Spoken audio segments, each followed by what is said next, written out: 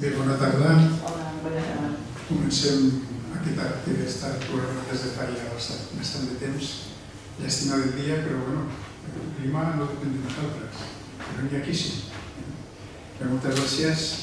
Realment, aquest acte estava molt pensat ja des de fa un mes i pico quan vam decidir fer-ho, bàsicament perquè l'ambient que hi havia a la ciutat, al país, fora del país, vinculat al ferrocarril, va ser important, no únicament per lo immediat dels elements que hi havia, de les vagues, de totes les barbaritats que vam tenir, sinó bàsicament perquè al costat d'això també tenia una consciència que estem davant d'un element central a les nostres vides, com és el ferrocarril. I per tant volíem fer una exposició parlant una mica de tot això, de la importància que té per Sant Feliu, però sobretot també per tot el país, i vam decidir fer-ho. Crec que contra més elements tinguem de coneixement i de formació millor.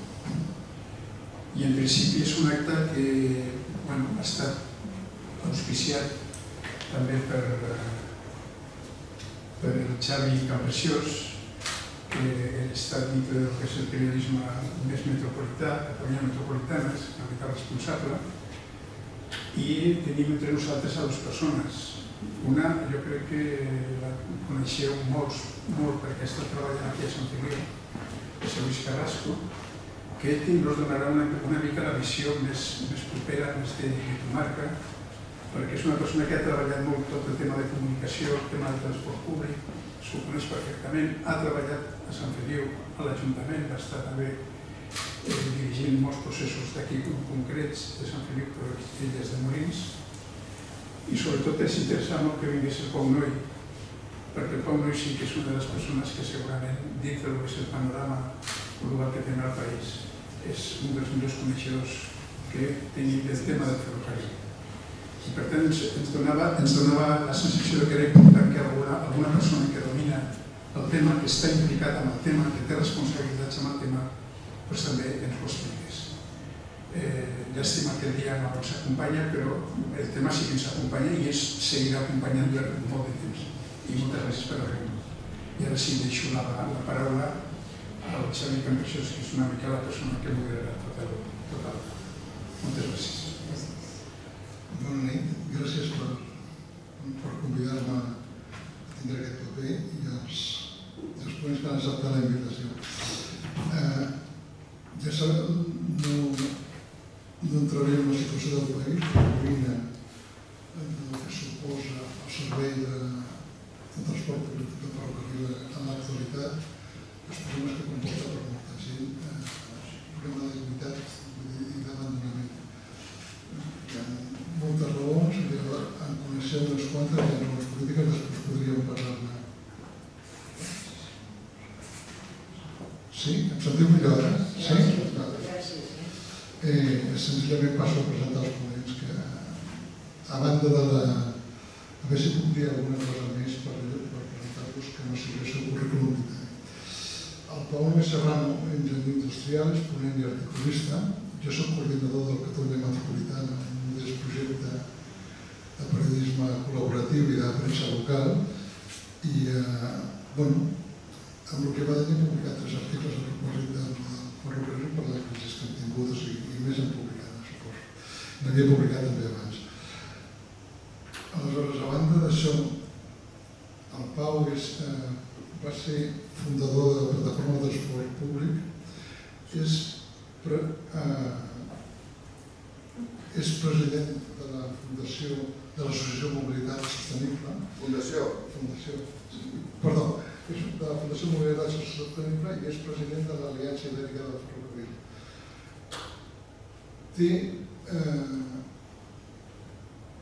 Ha treballat a Transport Metropolità de Barcelona molt de temps, ha estat al seu Consell d'Administració i ha estat assessor del conseller delegats i del Parlament de fins al 18, però sobretot té experiència tant aquí com a Europa de tot el que és el ferrocarril. A banda d'això, us podria dir que un cop ja conegut i en tracte a vegades li agrada anar a contracorrent, però sempre ho fa de manera fonamentada fins ara, del que he trobat, i és més aviat optimista que pessimista, és a dir, que pot estar, es pot arreglar. Li agrada més, diria jo, resoldre la gestió amb les eines que hi ha abans que posar-se a construir més infraestructures, per exemple, considera prioritari. I a banda d'això és un bon comunicador, és a dir, és una de les persones de les que publiquen en el diari de Catalunya Metropolitana en altres llibres que és seguit. Té un blog a La Vanguardia, diari del que el seu pare va ser director. Entre el 2023 era? No. Entre el 1984 i el 87. Sí, el 87, sí. Però vull dir que no me'n recordo. Però vull dir, la casa ha crescut en una llar que m'ha de periodisme. En Lluís Carrasco, ja us han dit que treballa molt aquí, ella és llicenciat en Història, ha estat vinculat a l'ensenyament tant a l'Escola Policial de les policies locals que dirà des del cantó sindical, des de la via Comissions Obreres, recordar, i també és expert en té estudi i treballa en tot el que és la mobilitat. Com a tal, és una de les ànimes que mouen tot el que és el transport públic al Baix Llobregat, les propostes que té, que són les que es faran. Dit això, ja deixo de dir perquè comencem. Sí? Moltes gràcies per la invitació. Això del meu pare és una cosa que m'ha impressionat, perquè m'he donat que m'he fet molt gran. Els meus pares eren periodistes, els dos, escrivien amb el grup Godó, i clar, vaig néixer entre màquines d'escriure. I per això, suposo que degut a això, tinc una certa facilitat per escriure i darrerament també m'he convidat a parlar.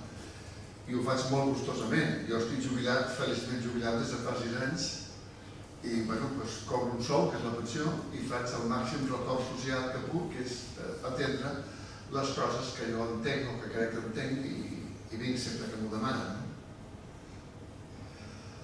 Jo parlaré del tren del món mundial. Recordeu? El Manolito Gafotes, que parlava del món mundial? Doncs això.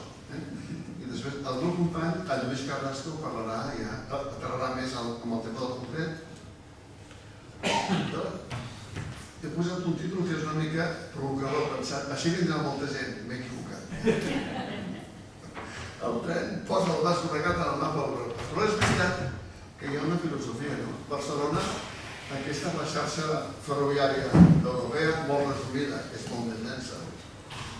I Barcelona és un dels nodes de primer ordre en aquesta xarxa. Llàstima que França es dediqui a boicotejar en comptes de col·laborar, perquè si col·laborés tindríem un tren cada hora cap a París i cap a Lyon i cap a Marsella, i no, segur que té Renfe té moltes dificultats per entrar. I la SNCF, en comptes de portar trens des de París, es dedica a portar trens d'Uigou per fer la competència amb baix preu al Renfe, amb la qual tothom acaba perdent diners. 1 milió d'euros al mes perden les 3 companyies que operen amb alta velocitat amb els segments que tenen competició. I dins d'aquesta xarxa, que ara després ho veurem amb un zoom, Sant Feliu és un dels nodes que hi ha, perquè és la capital del Baix Llobregat, una comarca important que aplega 1 milió de persones. Aleshores hi ha una jerarquia de xarxa, la xarxa internacional a la qual pertany Barcelona, seria l'ES de Lisboa, de Madrid, de València, perquè és de Lió, París, Toulouse, Nantes, Düsseldorf, Berlín, Amsterdam, Brussel·les, Marsella, Torí, Milà, Roma, i Mannheim, Freiburg, Basilea, Zúrich. Si més o menys féssim això d'aquí, és el que tindríem des de Barcelona, des del País Basc i altres eixos. I ho tindríem amb un radi entre 600 i 2.000 quilòmetres, que és el radi d'acció del ferrocarril, amb el format d'alta velocitat o amb el format nocturn, que algun dia recuperarem. Després hi ha la xarxa espanyola, que ha tingut molt desenvolupament com a conseqüència del programa de construcció gairebé compulsiu d'alta velocitat. Aquest programa ens ha portat a ser el primer país d'Europa amb alta velocitat, també és el que té menys trens a les vies, perquè en aquest país ens agrada construir, Sant Feliu és un exemple, i llavors hi ha 4 corredors, o sigui, hi ha el corredor mediterrani, que el dia que s'inauguri sentireu parlar perquè hi ha un problema de concepció, el corredor de l'Ebre, que funciona molt bé, el de Castella, que està funcionant molt bé, i la prolongació a Extremadura, i després cap a Lisboa, l'andalús, que també funciona molt bé, i el transversal, que no funciona bé, és el que va un que no passa per Madrid. Barcelona, Saragossa, Burgos, Logroño, Lleó, Ourense, Vigo i Corunya. Per tant, tenim 10 internacionals, 5 nacionals, i després al Baix Llobregat tenim el corredor de les 3 línies ferroviàries, que és la R4, al marge dret del riu, la de ferrocarrils, que em sembla que es diu la L8, L8 amb el marge dret del riu, i el tramvia. I a més hi ha una xarxa d'autobusos d'enorme capil·laritat, que després de Lluís ja s'explicarà. I a la part del continu urbà de Barcelona, del qual Sant Feliu no forma part, només formen part Cornellà, el Prat i Esplugues, doncs hi ha el metro la línia 5, i cap al sud, cap a l'aeroport, hi ha la línia 9 de metro. Bueno, aquest és el mapa ferroviari de la proximitat de Sant Feliu. Aquí està l'estació de Sant Feliu, ara està en via única. Quan he vingut, abans pel que no ho han sentit, he anat a l'estació, no m'han fet pagar, m'he esperat un minut i he arribat aquí mitja hora abans. I quasi, de tot això, quasi que em fan una entrevista. Perquè era un cas molt especial. Bé, doncs, l'estació de Sants, que seria la ròtula de Barcelona, s'ha quedat petita perquè està massa plena de trens i per això estan construint la nova estació de Sagrera. Sagrera són 2 projectes cavalcats, un projecte ferroviari que està molt avançat.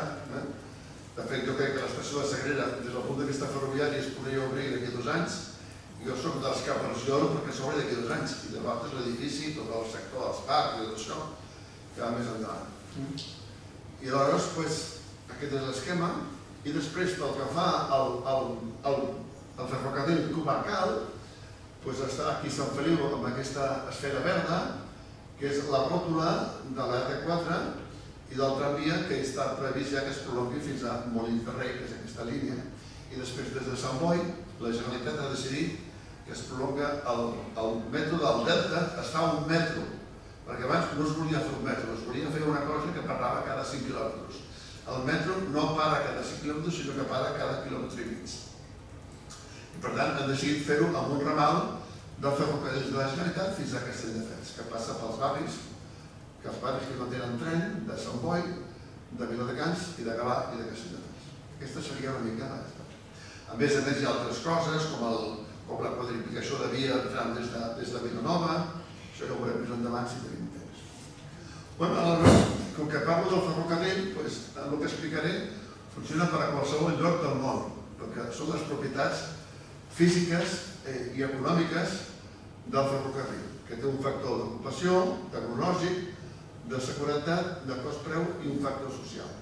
I barreja això d'aquí, l'eficiència energètica, la seguretat i la capacitat. Ara ho veurem. El ferrocarril bàsicament es basa en l'autoguiat. Us heu fixat que els ferrocarrils no tenen volant. No es giren a dreta i a esquerra, sinó que segueixen la via. I quan la via va recta, va recta, i quan va a l'esquerra, va a l'esquerra. Aquí pot estar des de carrers superestrets, que els tramvies de Lisboa, que són famosos, ara no es farien així, però al segle XIX es van fer així, fins a aquest tramvia modern, que és el de Budapest, que aquest no, però un que és igual, té la característica de ser el tramvia més llarg d'Europa, que té 48 metres.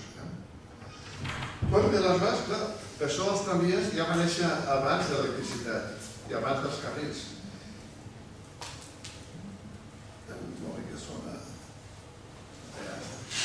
Fixeu-vos que a l'esquerra està el Rippers. Els Rippers eren una mena de tramvies, que li deien tramvia però que era un carruatge, que tenia rodes de fusta i que anava sobre les llambordes.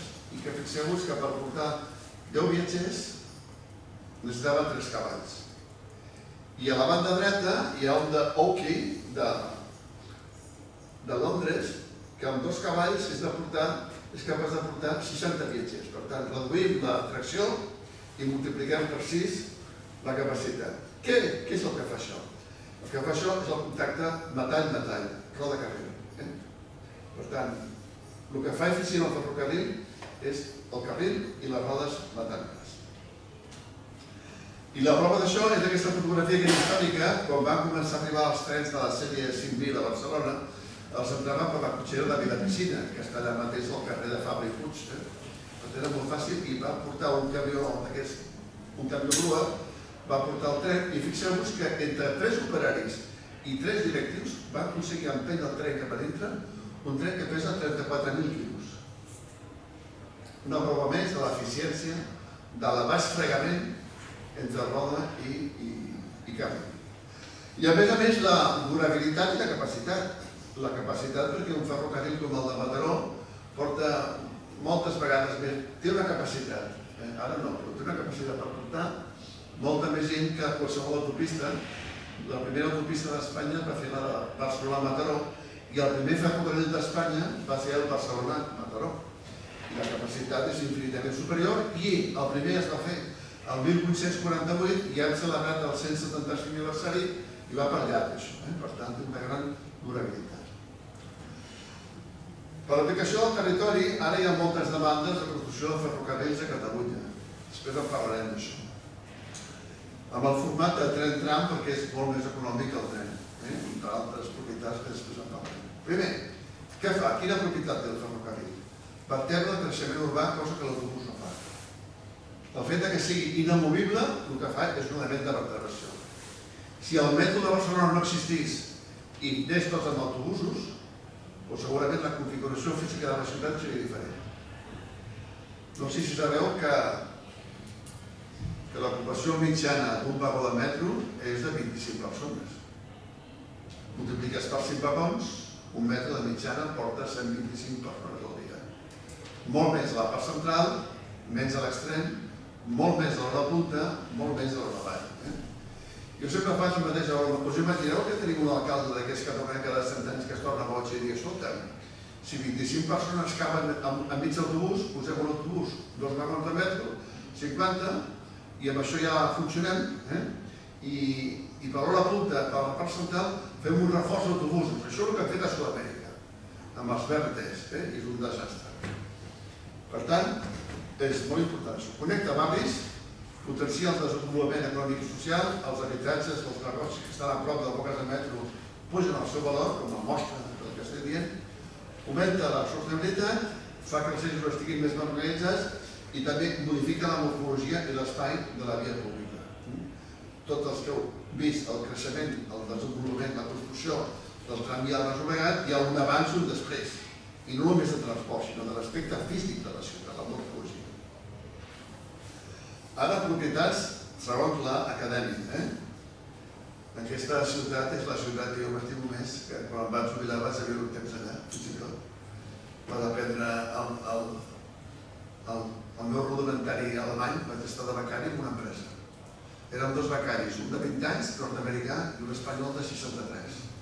I feia molta gràcia, perquè era la nit del dia, allà, i ara ja en defensa una mica l'alemany.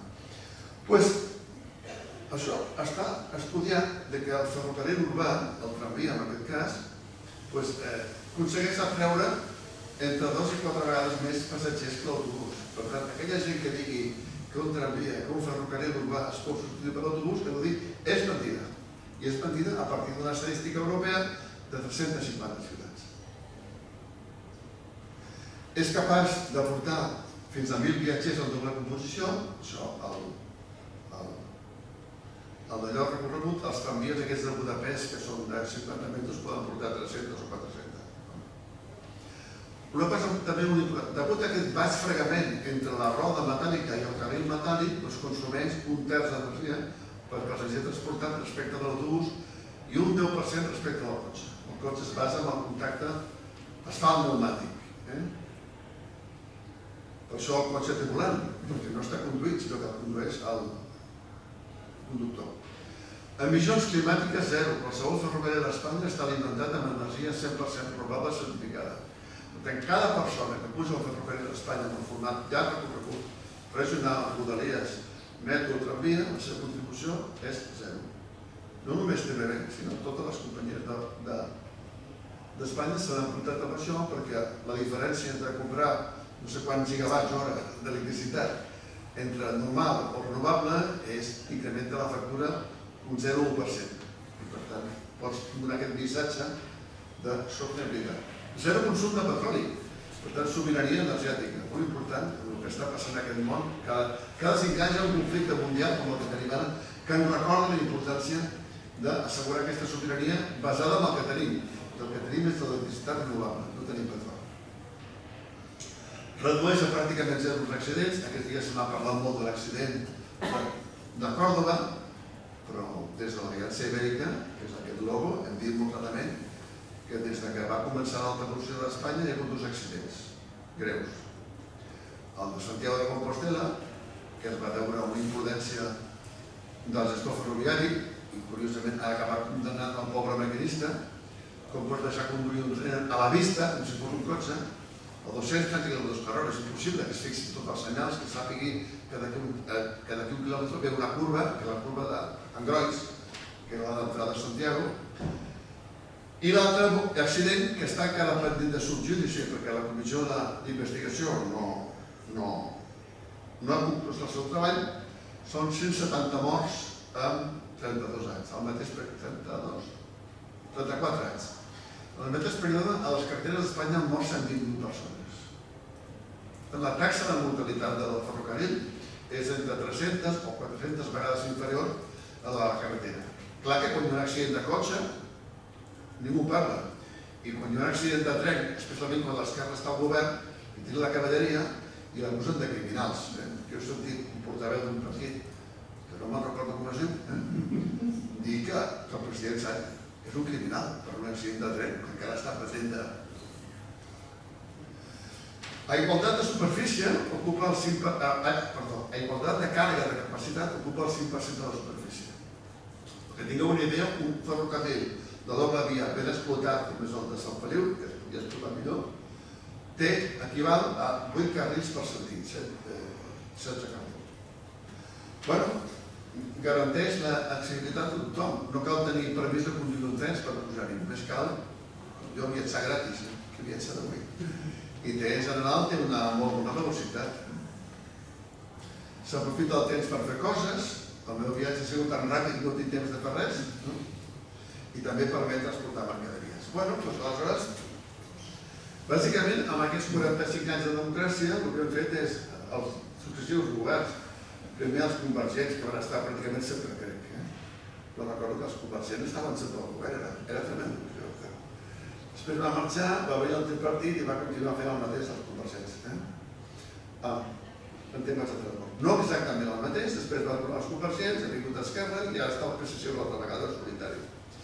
I bàsicament la doctrina ara es comença a forçar, perquè la doctrina era el que hem de fer és construir ferrocarrils on viu la gent de forma massiva. Per tant, fem ferrocarrils a Barcelona, que vol dir metro, i després metro, i acabat metro, i per la resta del país els fotem un fotiment d'autopistes, de variants, de no sé què, de rotondes, Això que és Catalunya avui. És un puzzle de 12.000 quilòmetres de carreteres, 10% d'autopistes, i el metro de Barcelona i el ferrocarril que teníem abans, que era el de tota la vida, de la Generalitat, que són ferrocarrils del segle XIX o tombant del segle XIX, i el Renfe. Ja em parlo que li ha passat a Renfe ara és conseqüència de com es va construir els ferrocarrils al 1860, 70 i 80. Un país molt empobrit, un país que no tenia diners, un país que tenia molt muntanyós. Catalunya és el segon país més muntanyós d'Europa, darrere Suïssa, i per tant el ferrocarril seguia l'AS aquesta, perquè com que no teníem diners per fer túnels ni viaductes, doncs seguíem l'orografia. I durant molts anys ens hem pensat que era un país de pedra seca. Bueno, això d'aquí s'aguanta. Ha vingut 10 temporals, que és una cosa històrica, i avui en tornem a tenir un altre, però en comptes de venir de l'Atlàntic, aquest ve de la Mediterrània, un temporal de llevant, i ha destrossat tots els talussos i terraplens que es van construir el 1770, perquè no estaven afermats, cosa que no li ha passat a ferrocarrils de la Generalitat, que també té el mateix problema, que ferrocarrils que fan així, no? El d'Igualada és tremendo, i el de Manresa menys, i el de Sabadell també fa moltes esses.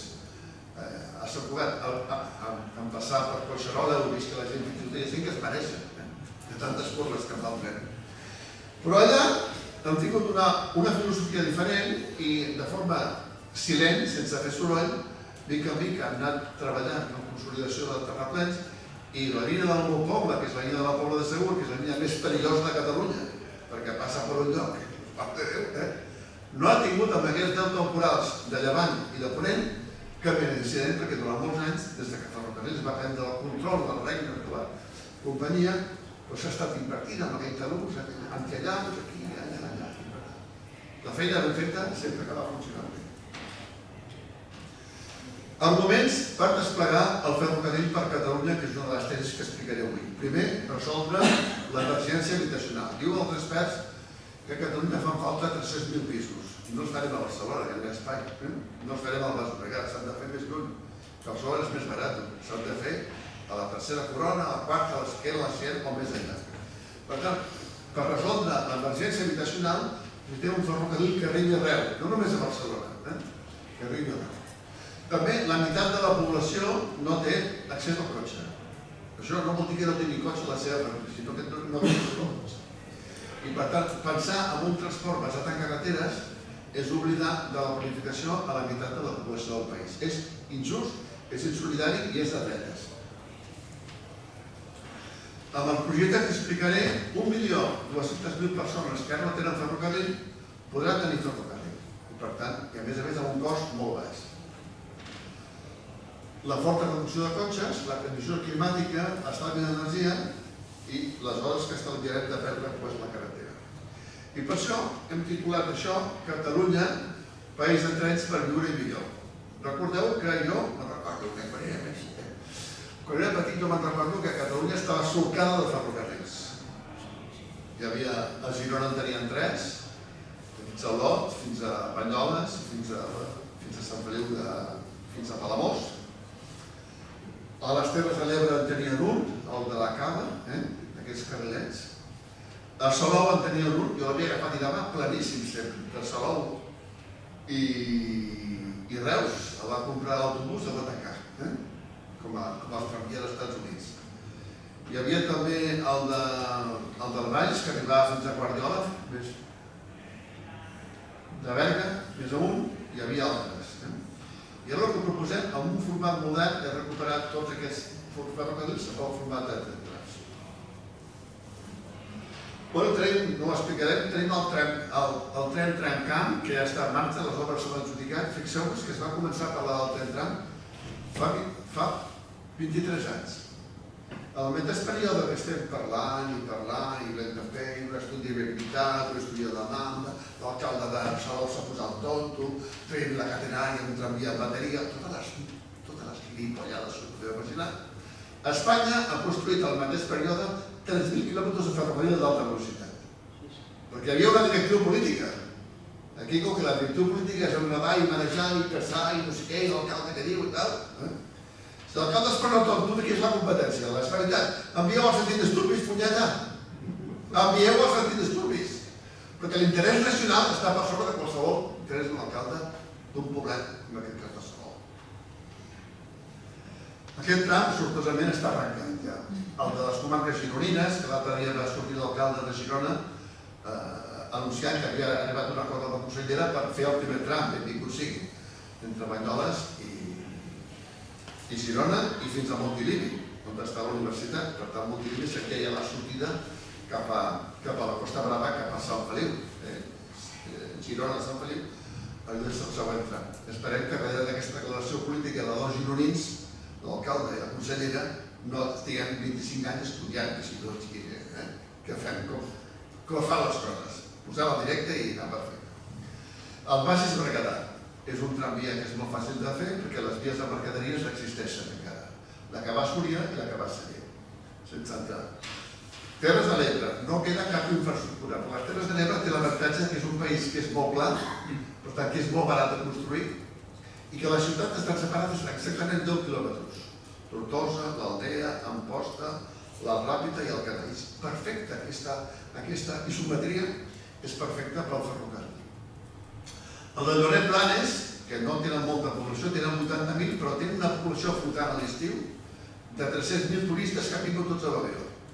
I no tenen cotxe, per tant és fantàstic per moure's cap allà i per arribar a Blanes i agafar el tren que va a Barcelona. El tren del Pirineu també. El tram Valira, ara ha sortit el govern andorrà que vol fer un tramvia a Andorra i estic molt content perquè la meva neta es diu Valira.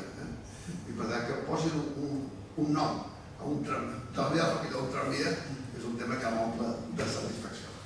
Finalment hi ha el tema de Lleida, que estan parlant, que és una ciutat que té suficient massa crítica com tot camí. I ara ve el tema més metropolità. Què li passa al ferrocarril a Catalunya? Que bàsicament s'escanya a Barcelona.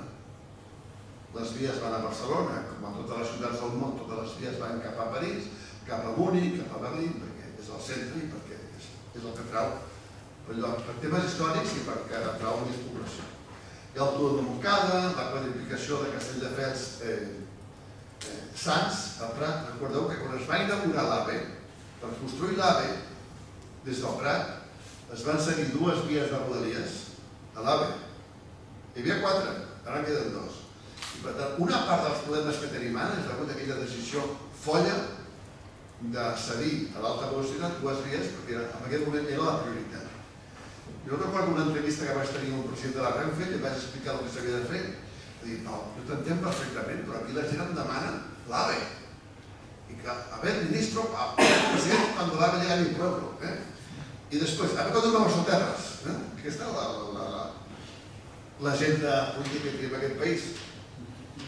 També un increment de capacitat entre Granollers i Barcelona, bàsicament perquè és fàcil, perquè hi ha molt espai. Una nova línia de Montgat-Sagrera, que seria un tercer túnel de rodalies. Montgat-Sagrera, diguéssim, o Granollers, Sagrera, i sense passar per Sants per anar a Bellvitge, per tenir una alternativa, perquè si Sants es col·lapsa, que pugui funcionar, i perquè per allà podran passar 20 trens més a l'hora. És una cosa cara, però és una cosa que beneficia a tot el país. Ja sabeu que la xarxa s'extén cap a fora i, com diu la paradoxa de la física, un aleteig d'una papallona a Vic produeix una pertorbació a Sant Feliu de Llobregat.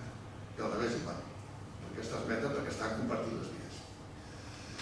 Millora dels túnels de Garraf. Ara està parlant que han descobert que estan mal recolzats, però que aquests túnels s'han de desfer.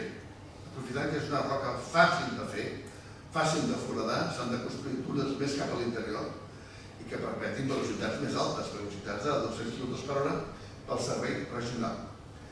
El ramal d'aigua és la reforma de l'estació de França, que no parlo. Duplicacions. Home, ja finalment, després de 40 anys, jo pensava que no moria això. S'ha començat la duplicació de la via de Vic.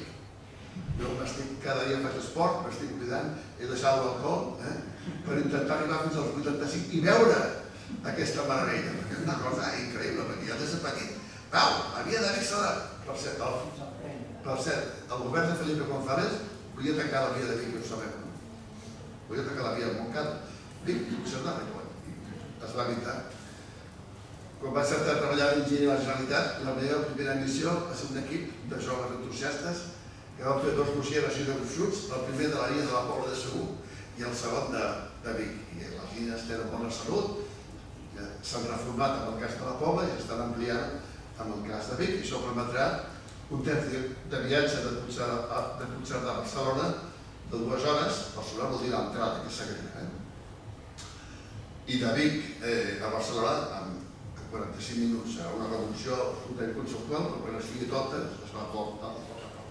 El mateix per Arenys de Mar, Blanes. Com és possible que en una població tan densa com la part septentrional del Maresme encara tingui via única? Una solució per a Igualada, en fi, coses així que ara no explicarem. Serveis diürns de ferrocarril d'arreu i diürns d'Europa, perquè tenim bones vies, tenim una via que ens porta...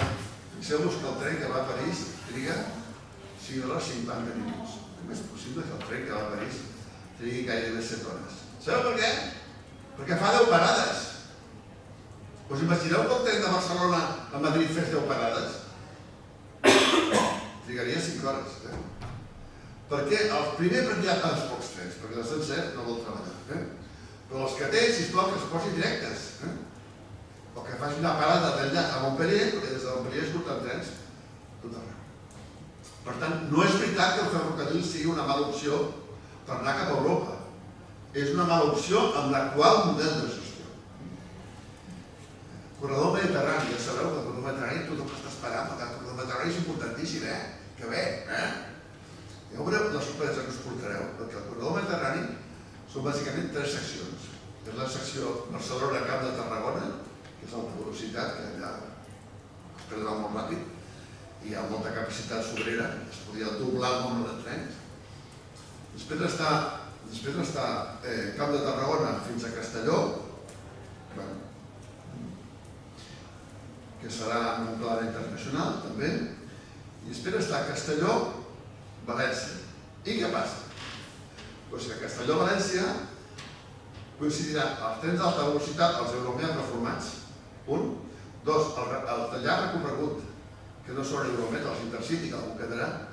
3 regionals, que un regional hi haurà. Rodalies, hi ha moltíssims rodalies entre Castelló i València, i 3 de mercaderies, cadascú circulant a diferents velocitats. Us podeu imaginar que una via doble pugui suportar això? Doncs serà un fracàs emocional. I tant reclamar el corredor Mediterrani, hòstia, bravo, això és el que ens van prometre. Perquè en aquest país ens agrada construir i no ens agrada pensar les coses.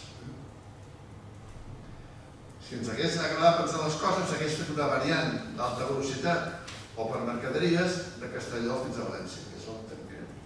Sabeu que, a més, en l'esquema que està preparant el govern entre Villena i Alacant, que és la prolongació cap al sud, hi ha via única. Com és possible que es pugui pensar un servei corredor mediterrani amb via única i amb 3 carrils? El tercer carril, que bàsicament el que fa és emprenyar molt. I en canvi el corredor de l'Ebre, que va cap a Euskadi i cap a Pamplona, crec que funcionarà molt bé perquè tot serà en doble via. Bé, doncs aquesta proposta d'estendre tots aquests trens que he fet referència, fixeu-vos la quantitat de municipis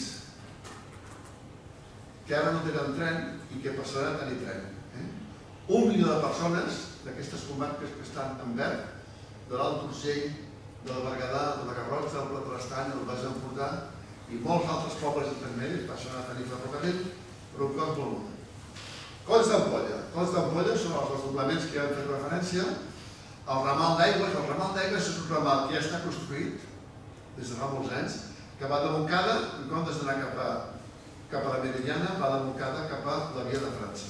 Per tant, els trens que vinguin des del Vallès o que vinguin des de l'Osona, Ripollès, Cerdanya, Andorra en el futur, podran dirigir-se indistintament cap a Meridiana o cap a la Sagrera, la nova estació de Sagrera.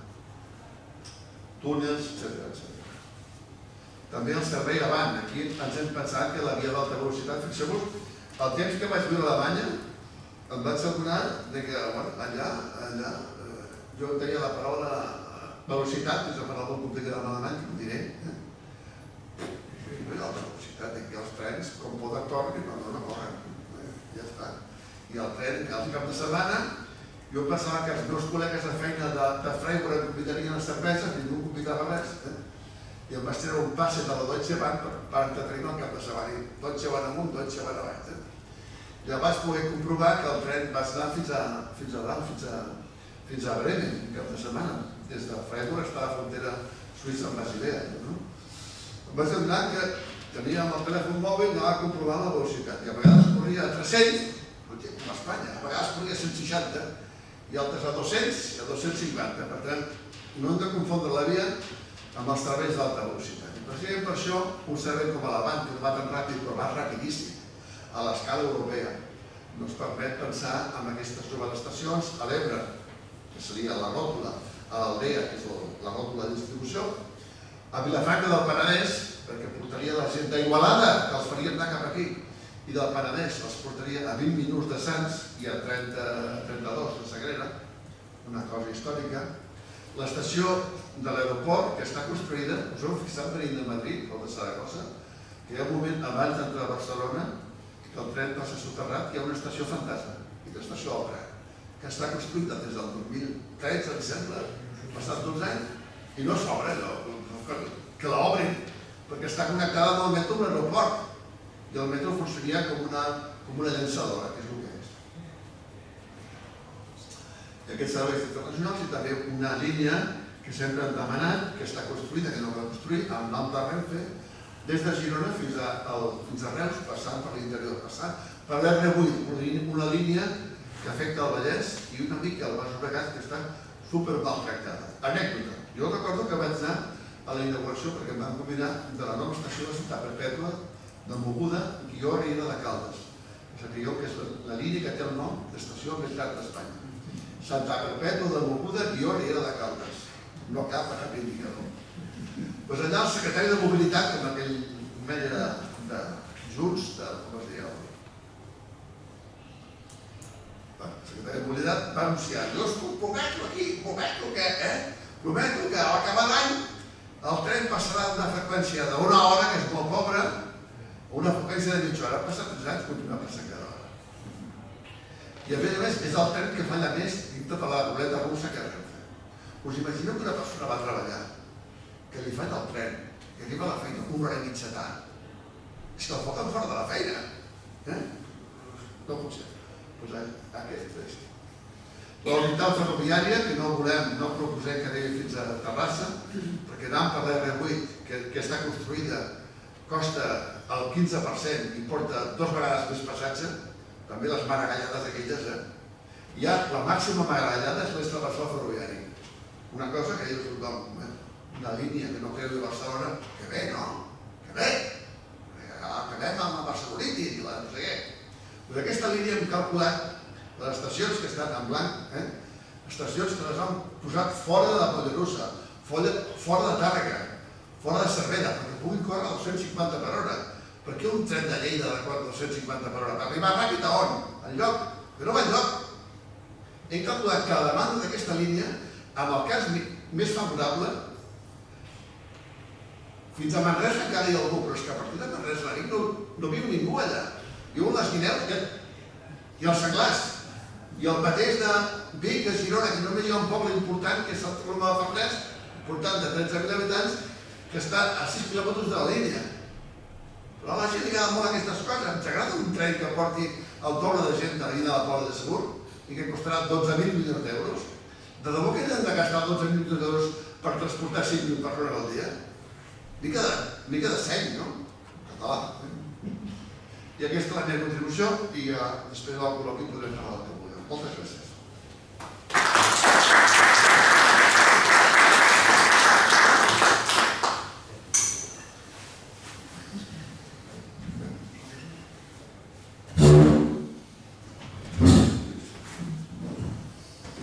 Has de parlar per el micro. Sí? Ho poso aquí? Sí, clar, perquè així. Has de parlar pel micro. I les persones diapositives també el veig. Bueno, el Pau ha estat molt explícit, ha explicat una mica com és la realitat ferroviària en aquest país, que fins ara ha estat molt precària, podríem dir. O sigui, l'objectiu han estat la gran velocitat i les carreteres. Seria un resum del que tenim. Però com afecta això al Baix Llobregat? O sigui, al Baix Llobregat tenim algunes línies ferroviàries, tenim bàsicament dues, que seria la que passa per Sant Feliu, que seria la R4 i la no passant, ara R1, que arribava fins a Molins de Rei, i tenim tota la xarxa de baix de la R2 Sud, que afecta el Prat, Castelldefels, Viladecans, Navà, etc., que ja existeix una línia de tren. I tenim també els ferrocarrils de la Generalitat. O sigui, seria la xarxa, diguem-ne, potent de trens, que seria, en aquest cas, des de Martorell fins a arribar a l'Hospitalet, passant per Sant Boi, Sant Vicenç, Pallejà, Sant Pere de la Barca, etc. Aquesta és la realitat ferroviària que tenim en aquests moments a la comarca, i després tenim una coseta de 15 quilòmetres que és el trambaix, que és molt efectiva i molt potent, però que només és un servei que només serveix per anar a Barcelona i comunicar entre els municipis que tenen la sort de tenir. Però només serveix per anar a Barcelona. O sigui, no serveix... O sigui, no existeix en la comarca del Baix Llobregat cap instrument, cap xarxa que ens permeti la interconnexió entre els municipis del Baix Llobregat. I no existeix cap que passi d'un costat a l'altre del riu. O sigui, no hi ha cap xarxa, cap línia ferroviària que passi per Sant Boi i se'n vagi, o sigui, de Sant Boi a Cornellà o de Molins de Rei a Sant Vicenç dels Horts, per posar un exemple. El riu és una barrera que no ha permès, i per les polítiques que s'han fet ferroviàries, no s'ha permès la interconnexió de xarxes, que també és molt potent i permet millorar molt la mobilitat de les persones. Jo, quan ens vam plantejar fer aquesta conferència, vaig dir, home, primer potser mirem què deia el pla d'infraestructures fet per l'ATM per el Baix Llobregat. Quines són les mesures que l'ATM, les propostes que va fer l'ATM en matèria del Baix Llobregat. La veritat és que sorprèn algunes coses. Anem a repassar-les. Què preveia el pla d'infraestructures? Bàsicament preveia projectes faraònics, contradictoris entre si, ja ho veurem algun, i les obres tramviaires en aquests moments estan absolutament totes aturades, per diferents motius. L'única obra que s'està executant actualment és l'obra del soterrament de Sant Feliu. Aquesta sí està funcionant, més o menys retard, però està funcionant. La segona important era l'arribada del metro 3, de la línia 3 de metro, a la zona originària Esplugues de Llobregat i Sant Feliu de Llobregat. Una obra que en el moment que es va fer aquesta proposta, han passat 6 anys, es valorava en 1.100 milions d'euros de l'execució d'aquesta prolongació de la línia 3. La pregunta que, i és que aquesta afecta directament a Sant Feliu. Jo ja en aquells moments era tècnic de mobilitat a l'Ajuntament i vaig defensar de forma clara que era una obra que no feia falta a Sant Feliu de Llobregat. Va haver-hi campanyes, ciutadans, va haver-hi tot, i es va plantejar el tema que aquesta obra que no passés el tramvia, que no arribés el tramvia i que arribés a aquesta línia. Jo la pregunta que faig, hi ha algun sistema ferroviari que no sigui més eficaç que la línia de Rodalies que ens uneix a la plaça de Catalunya? Que no funcioni bé és una cosa, fem-lo funcionar bé. Que no hi hagi suficients serveis és una altra cosa, posem-hi més serveis. Perquè és un metro, és el metro metropolità, aquest metro que tenim. Per què necessitem gastar-nos 1.100 milions en aquells moments, que ara serien segurament un 50% més, en fer una xarxa ferroviària d'aquest tipus? Bueno, doncs està al pla d'infraestructures. Evidentment, no s'ha fet res. Res de res. S'està parlant de la possibilitat que arribi a Esplugues, a la part central, perquè pugui anar a l'Hospital de Sant Joan de Déu, que està molt bé, tot això, però de moment això està aturat i es preveia amb el pla d'infraestructures. L'altre, la variant de ferrocarrils que deia el Pau. La variant de ferrocarrils de la Ferrocarrils de la Generalitat a Sant Boi i prolongament fins a SDFs. Es parlava de 250 milions d'euros. Pocs són, a mi no em quadra aquesta proposta. De fet, a la part final on posa cost d'implantació, diu estimat, és variant, no està quantificat, però està amb el pla d'infraestructures, aquesta obra. De moment, que jo sàpigui, no hi ha res fet ni projectat. Si estic equivocat, no ho corregeix. Em dic que faria un ramal de ferrocarrils a comptes de res.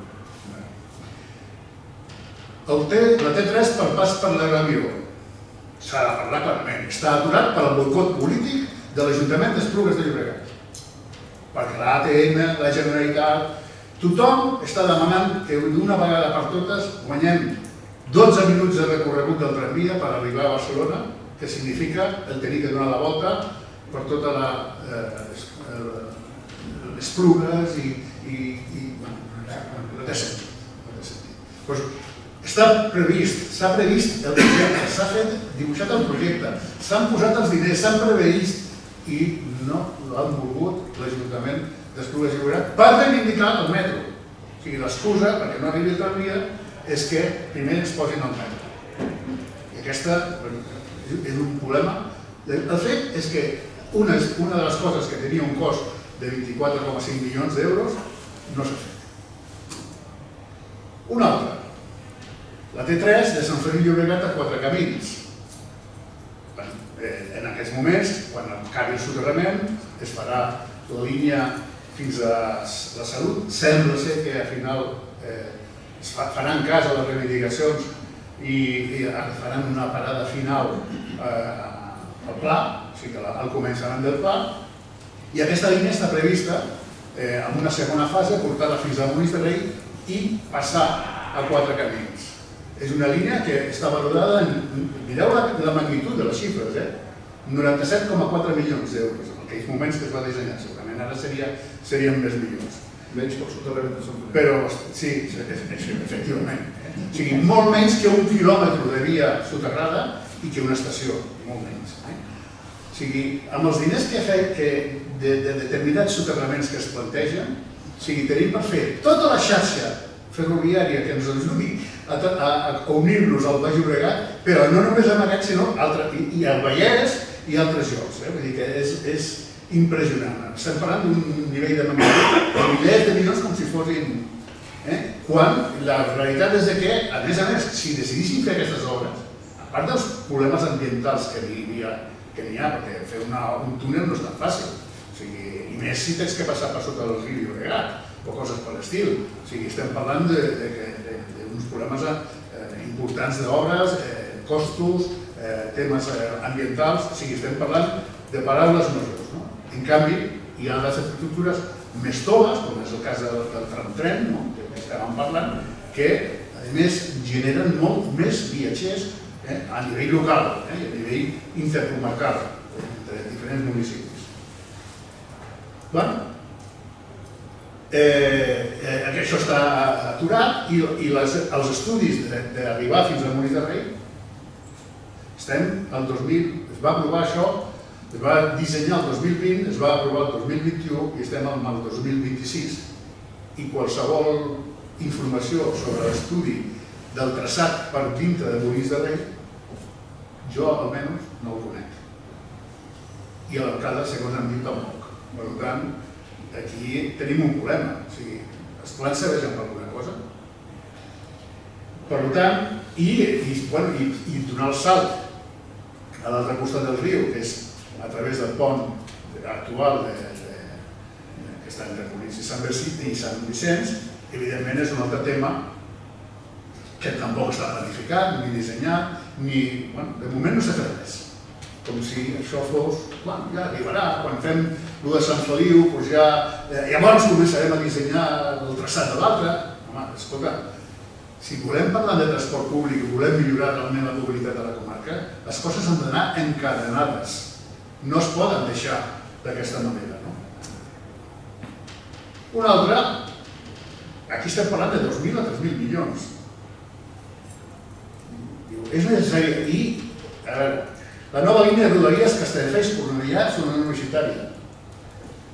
Si us fixeu, us he posat la fitxa, la XE10, i estava també la fitxa del ferrocarrils de la Generalitat. Hi ha una contradicció, o sigui, o una cosa o una altra. Jo penso que cap, que no és aquesta la solució. És necessari fer una línia nova de tren tenint una línia de tren que funciona.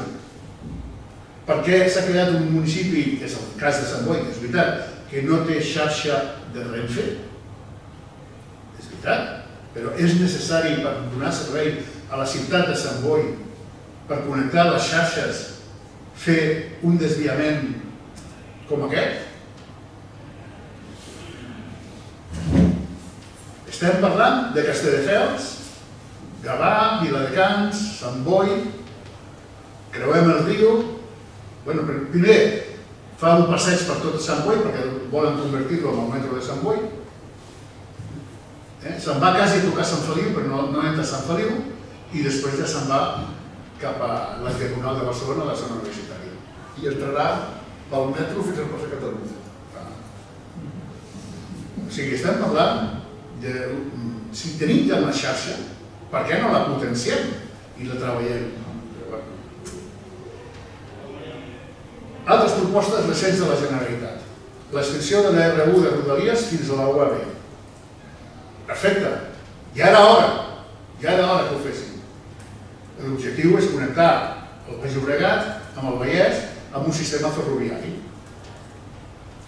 Perfecte, perquè després veurem que un dels desplaçaments més importants entre comarques, a part del barcelonès, de Barcelona, és el Vallès, i justament està fatal cobert. En aquests moments, si vols anar ferroviàriament, has d'agafar el tren a Sant Feliu, fer transbordament a Castellbisbal, agafar la R8, que va una cada hora, i igual te'n vas a la Universitat Autònoma, però tampoc estan connectats el tren ben connectat amb la xarxa de ferrocarrils de la Generalitat, els intercanviadors, perquè puguis fer un salt i anar-te'n a Terrassa o anar-te'n a Sabadell, o sigui, que puguis jugar amb tot això, no està resolt.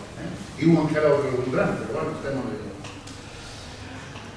Quina és la situació real d'aquesta extensió? Que no es poden fer. Encara que volguessin fer-la, no es poden fer. Per què? Primer pel soterrament, actualment, que no és possible fer-lo fins que no s'acabi, perquè va en via única i fins que no tinguem les dues vies funcionant és impossible, perquè no hi caben trens. I segon, perquè les obres de Molins de Rei, que és on parava la R1 anteriorment, que no estan acabades, fa 6 anys que es van començar i encara no han tornat a començar. Per dir que era el mes de març, ja estem al dia 5 o 6 i evidentment no han començat a acabar les obres i l'estem perseguint, però de moment no està. Per què són importants les obres de Molins de Rei en aquest cas? I jo afegiria, i les obres del Papiol, perquè també el Papiol, tant com Molins de Rei, tenen andanes que no estan preparades, Sant Feliu encara tampoc, fins que no acabi les obres, andanes preparades pels nous trens de 200 metres. I els nous trens de 200 metres que vindran començaran a posar-los, entre altres, a la línia R1, perquè la R4 tampoc poden posar-los perquè no hi caben els trens, no poden parar, no es poden aturar. Són trens de 200 metres que tenen més capacitat per portar més gent. Per tant, no és possible fer-ho fins que no tinguem les estacions preparades per poder fer passar els trens. Per tant, seguirem en una situació similar, podrem incrementar la capacitat que es permeti als túnels d'entrada a Barcelona, però no podrem millorar la capacitat del conjunt dels trens, que seria el cas dels 200 metres.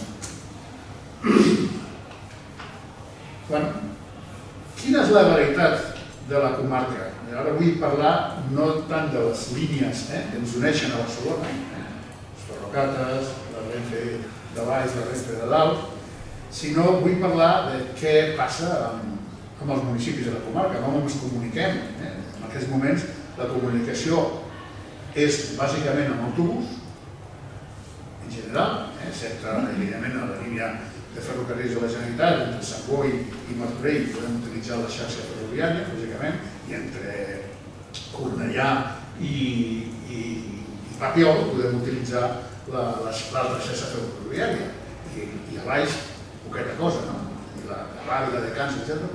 Però hi ha molts municipis que no tenen servei ferroviari i que tenen que venir a buscar, si volen anar ràpid a Barcelona, anar a buscar els serveis ferroviaris existents. I solament tenim a la part baixa el tema del tramvia. Evidentment, la geografia riu i les infraestructures que es travessen la nostra comarca condicionen molt també el sistema ferroviari, perquè no sap, la planificació s'està fent després de que totes aquestes infraestructures estiguin generades. Per exemple, un cas greu és que no pots anar a peu ni en bicicleta en cap dels ponts que travessen el riu Llobregat. Ni un! De Sant Feliu, de Molins a Sant Vicenç dels Horts, t'hi jugues la vida. De Sant Boi a Cornellà, si vols anar pel pont, correcte, t'hi jugues la vida. Hi ha una passera, però t'emporta a zones que no són d'ús quotidià, perquè vas a zones de terres que quan plou no hi ha qui pugui circular. Per tant, els ciclistes o els vianants no utilitzen aquests camins els dies que plou. Per tant, no és un moviment que faciliti la vida quotidiana, no? El moviment quotidià. I podríem seguir entre Sant Vicenç i Sant Feliu, el pont famós que tenim entre el polígon industrial, tampoc, no es poden anar a peu. De tant en tant veiem algun ciclista i algun que va a peu amb el risc que comporta això, però les infraestructures no s'han oblidat dels vianants i dels ciclistes. Aquesta és una realitat.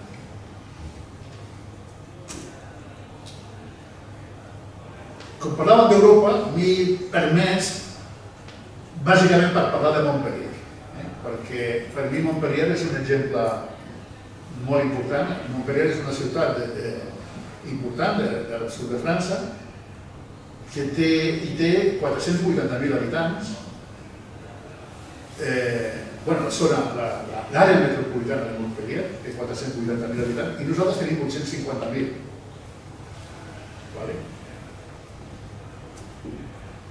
I si veiem aquestes dades, resulta que nosaltres tenim 15 quilòmetres de línies de tramvia, mentre Montpellier té 67 quilòmetres i 5 línies.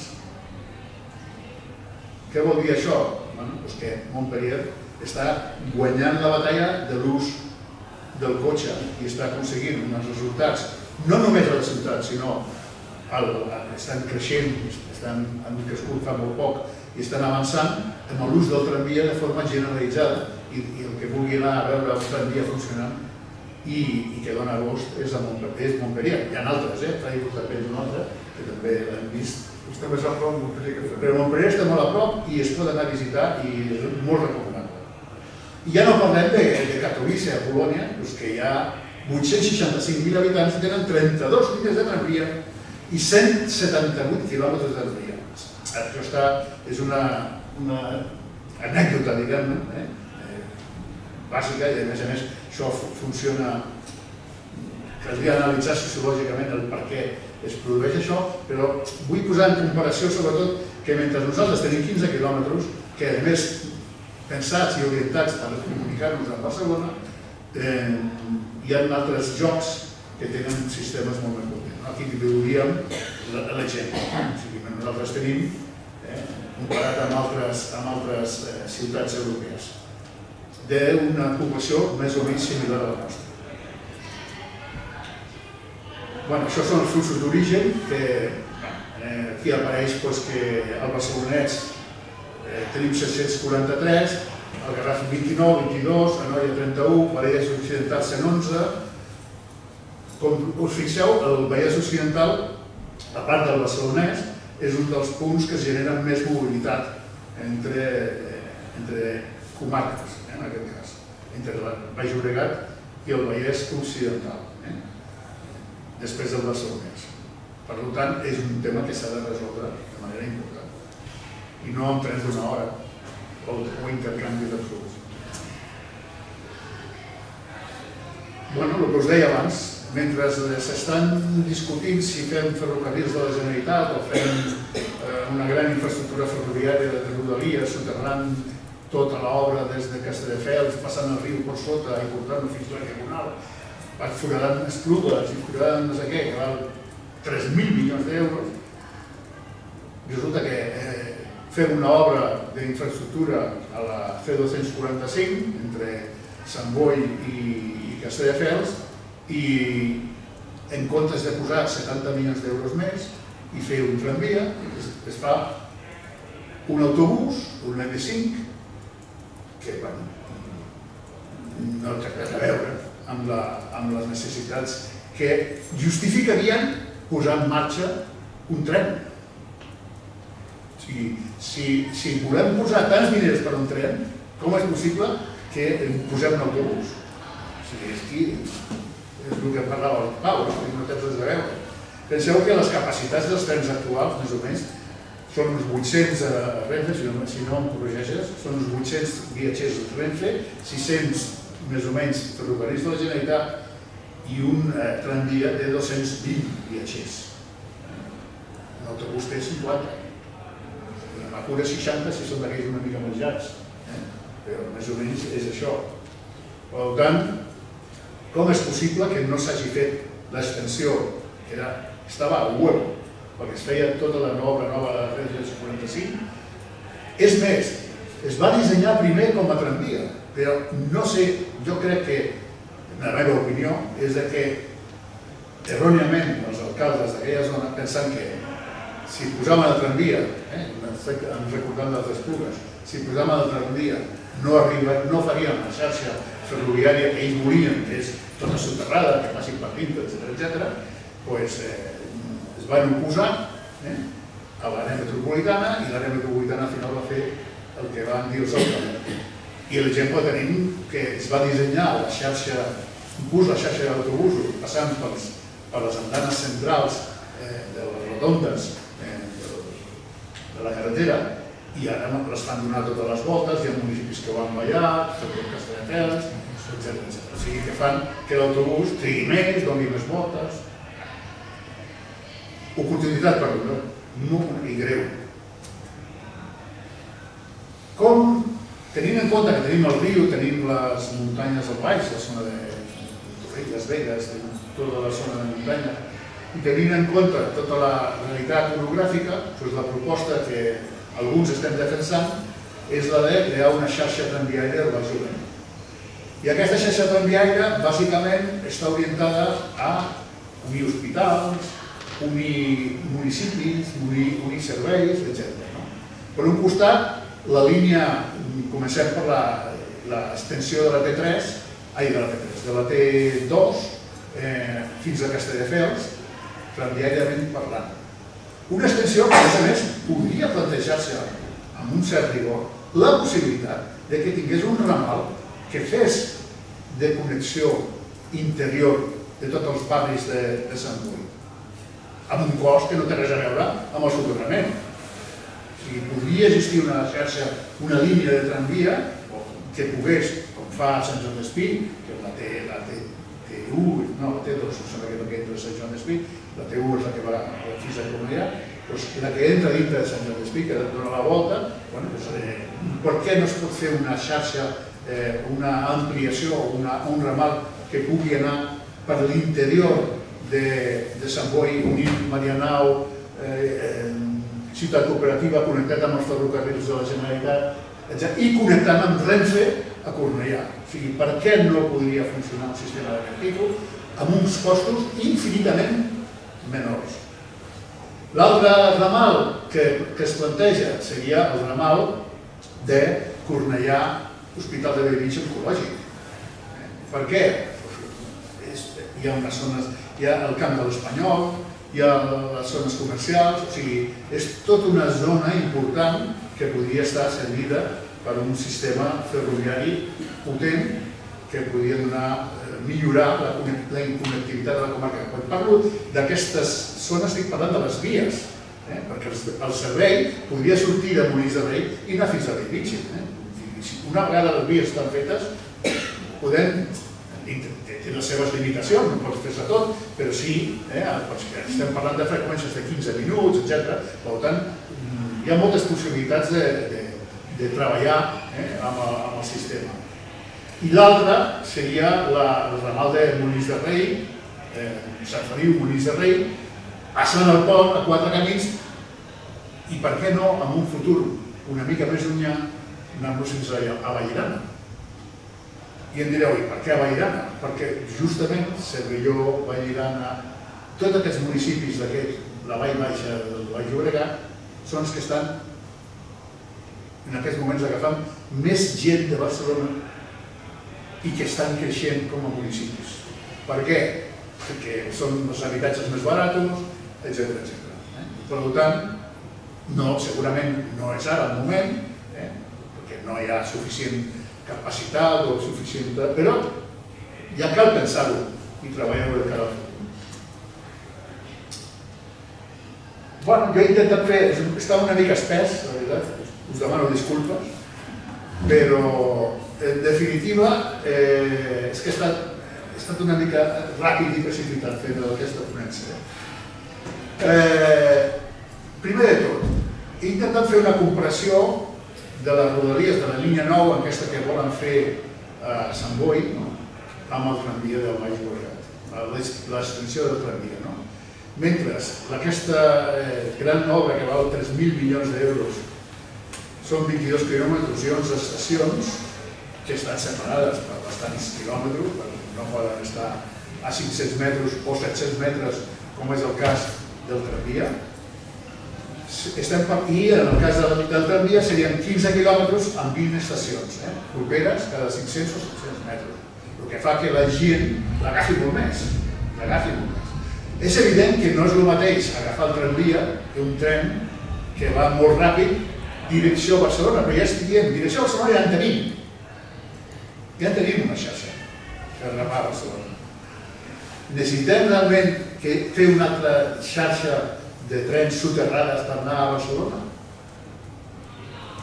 O necessitem comunicar-nos entre nosaltres i millorar la mobilitat comarcal? Cost estimat de 2.000 a 3.000 milions, o sigui que surt entre 92 i 136 milions d'euros el quilòmetre.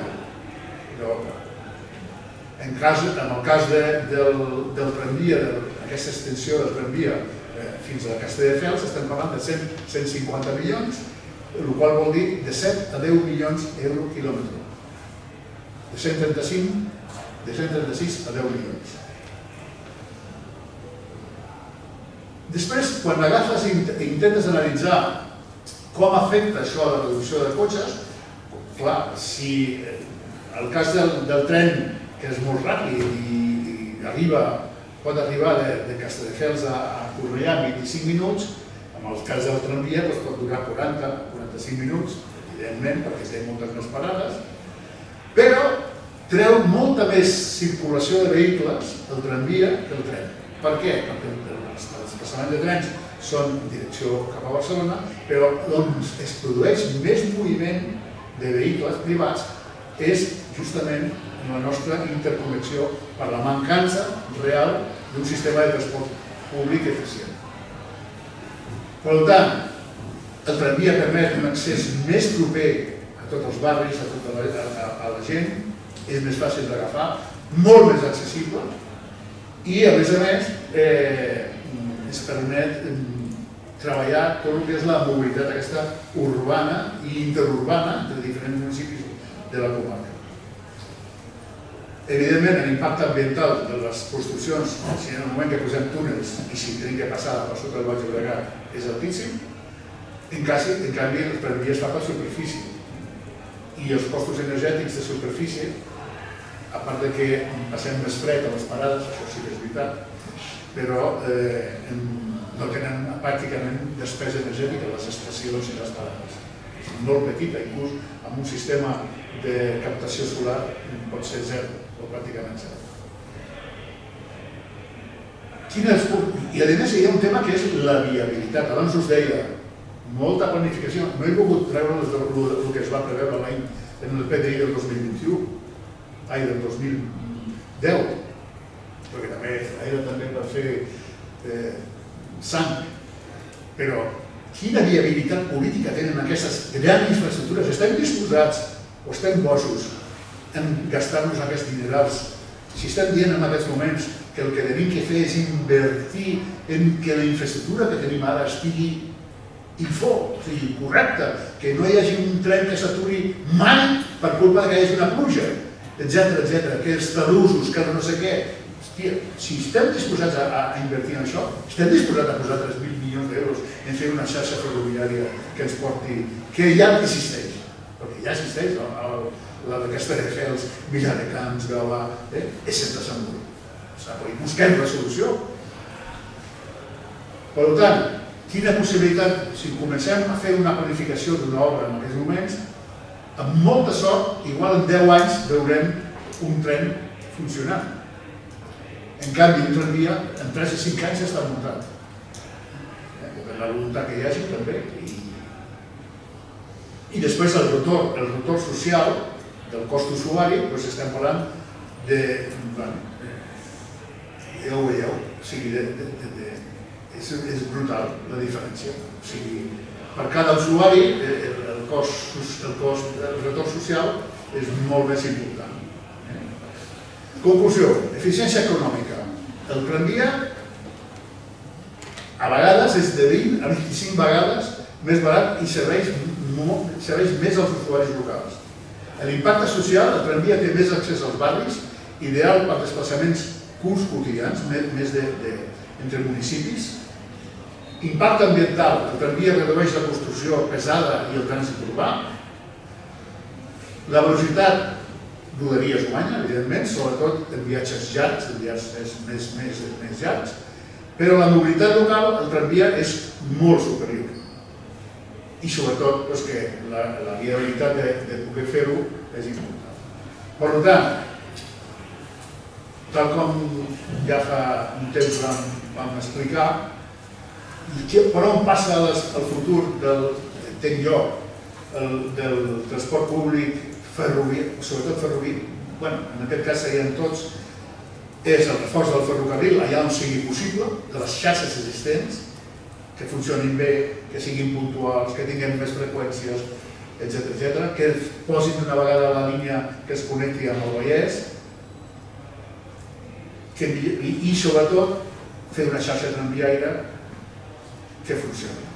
No només quedi a la part sud de la comarca, sinó que s'estengui d'una manera, tenint en compte l'orografia de la comarca, d'una manera que molts municipis de la comarca no és possible portar tramvia a tot arreu, és evident, Corbera seria impossible, o altres municipis, però que si fem un sistema ferroviari que connecti totes les xarxes dels ferrocarrils ja de gran velocitat i van connectant, fem una xarxa que fa que la gent amb un sol intercanvi modal pugui anar-hi. I després complementar-lo amb el servei d'autobusos, que també funciona. I en el cas del servei d'autobusos, a més, ara tenim una oportunitat molt important, que és la revisió de totes les contractacions que el senyor Jordi Pujol, quan va, tots 6 mesos abans que perdessin les eleccions, va renovar per 25 anys a totes les concessions d'autobusos que hi ha. Aquesta és la causa per la qual no s'ha volgut, cap govern ha volgut tocar-lo, perquè si tocaves tenies que indemnitzar amb els ajuts. Però ara, el 2028, teòricament l'1 de gener del 2028, no sé si és exactament l'1, acaben totes les concessions i han de començar les noves. Però què està passant? Estarem a temps, estem al 2026.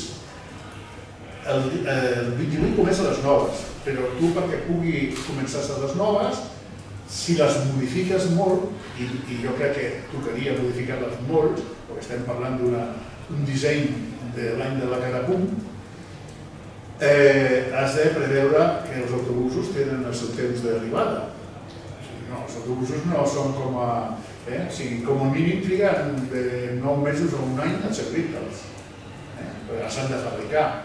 Però és que, a més, has de donar la concessió, has de preparar les cotxeres, o sigui, no és un tema que sigui... Per tant, l'any 2027, estem al 2026 i ja al març, l'any 2027 ja es tindrien que tenir dissenyades aquestes línies per poder fer els plecs de condicions, per poder fer les piques per a les empreses que puguin anar a concursar i concedir-los abans de l'any 2028, a pesar que acabi l'any 28, perquè puguin preparar-se les empreses per poder fer el canvi l'any 2021. Per tant, si volem intervenir en el tema dels autobusos, ha de ser el moment. I empaitar a les administracions locals, comarcals, de tota mena. I sobretot, una de les coses importants a nivell comarcal que cal resoldre, que no està resolta, és el tema de la intermodalitat, de la mobilitat activa, sobretot els constants o multitud de carrils bicis interruptos que existeixen a la comarca o que no existeixen. O sigui, anar-se'n entre les comarques i entre els polígons industrials. O sigui, anar a un polígon industrial amb bicicleta o un patinet, com fa molta gent, a vegades és una qüestió de risc, perquè no n'hi ha camins. Jo visc com Molins de Rei i el que vulgui anar a treballar al Papiol, que està al costat, està de res. No hi ha... S'hi juga la vida.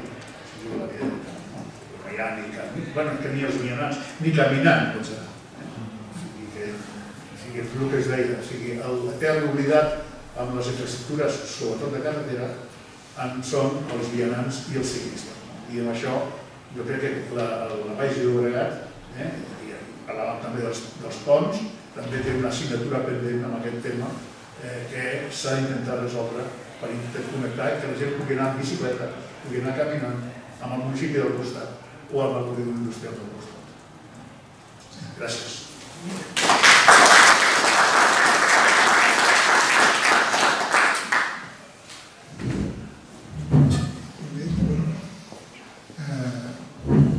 Després del desolador panorama que tenim per davant per una manca total de polítiques de transport ben dissenyades, ben documentades, que sembla que no existeixi tant, no sé, potser després de la documentada exposició que heu fet,